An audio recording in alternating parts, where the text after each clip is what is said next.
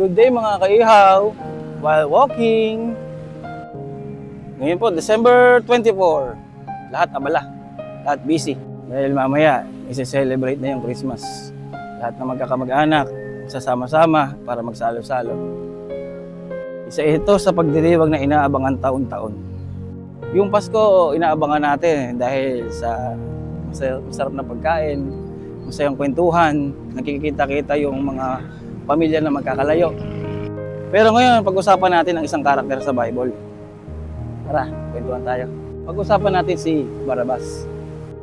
Noong panahong si Pilato ay walang makitang kasalanan ni Jesus na ibinibitang sa kanya ng mga pari at ng mga tao. Dahil panahon yun ng Pasko na nakaugalian nila na kailangan nila magpalaya ng isang bilanggo. So naisip ni Pilato na pumili ng isang taong kriminal. Yung alam nila na talagang iisipin mo na makasalanan.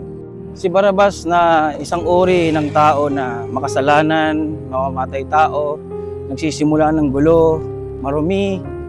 Dahil naisip ni Pilato na kapag pinapili niya yung mga tao sa pagitan ng isang makasalanan at sa isang tao na si Jesus na hindi niya makitaan ng kasalanan, inisip niya na ang pipiliin ng mga tao ay si Barrabas. Nung nagsalita na si Pilato, sabi niya, "O ngayon, mamili kayo.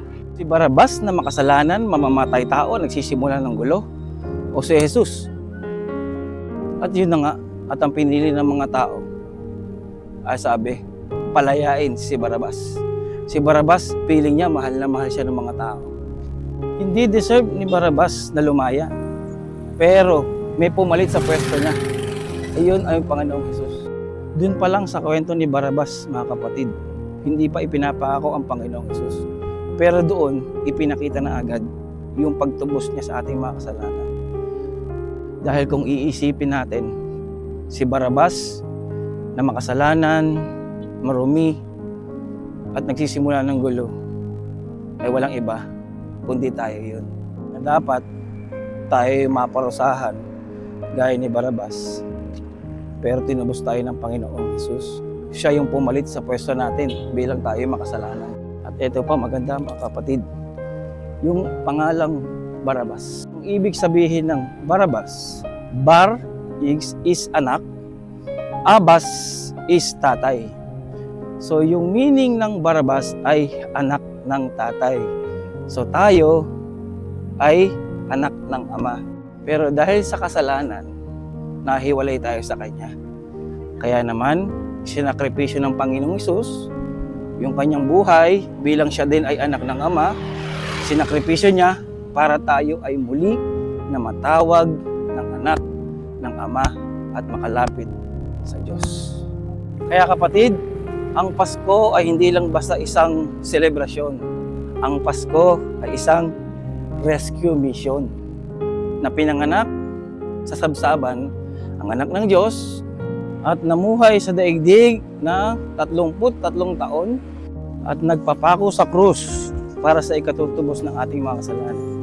Linawin ko mga kapatid, ang Panginoong Hesus ay hindi ipinako, siya ay nagpapako para sa akin at para sa iyo. Kaya laging tatandaan, tuwing sasapit ang Kapaskuhan, hindi lang ito dahil sa regalo, sa handaan, o sa masayang kwentuhan.